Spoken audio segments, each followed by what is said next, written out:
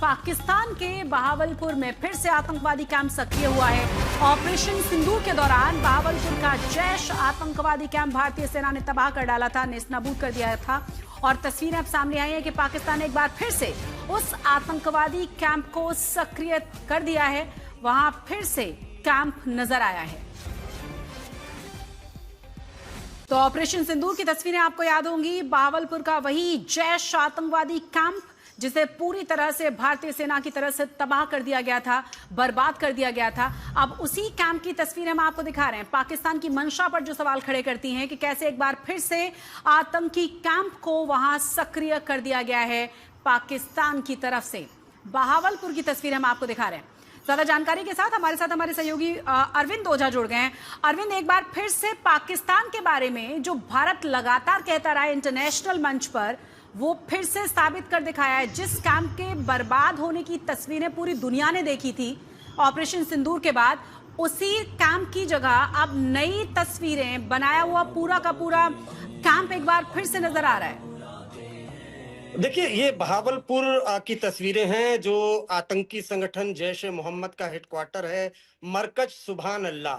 7 मई को Indian air force ने BrahMos missile से आतंक के इस ठिकाने पर वार किया था जहां कई आतंकी मारे गए थे। उसके बाद से तकरीबन 15 महीने बाद ऑपरेशन सिंदूर के इस आतंकी ठिकाने को फिर से खड़ा किया गया है। और हैरानी की बात यह है, जो एजेंसियों के बारे में जानकारी मिली है कि पाकिस्तान सरकार और पाकिस्तान की स्टेब्लिशमेंट ने करोड़ों रुपए आतंकी संगठन जैश ए मोहम्मद को दिया इस मरकज सुभान अल्लाह जो आतंकी ठिकाना है इसको खड़ा करने के लिए। अगर आप देखें तो जो ऊपर की तरफ का हिस्सा है गुंबद, जिसको ब्रह्मोस मिसाइलों ने छेद दिया था और फिर अंदर तबाही मचाई थी, वहां पर निर्माण कार्य हो चुका है और कमोबेश पूरी तरह से उसे बनाया गया है। जबकि अंदर की तस्वीरें भी आज तक के पास है, जिसे फुल्ली फर्निश्ड किया गया है, वहां पर भी साफ सफाई की गई है, उसको भी बना दिया गया है। बड़ी बात यह है कि जो पाकिस्तान है, पाकिस्तान की सरकार, पाकिस्तान की आर्मी, वो आतंकियों को पालती पोसती है। ये एक बार फिर साबित हो गया है।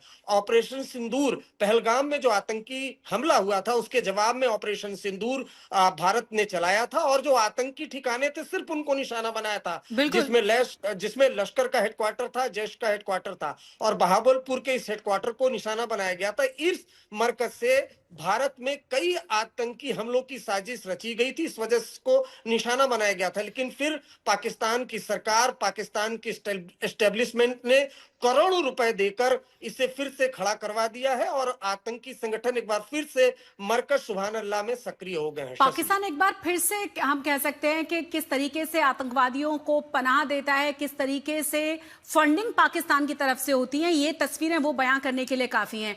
अब सवाल ये है कि हमने ऑपरेशन सिंदूर के बाद तस्वीरें देखी हैं कि किस तरह तबाही की तस्वीरें यहां से सामने आई थी।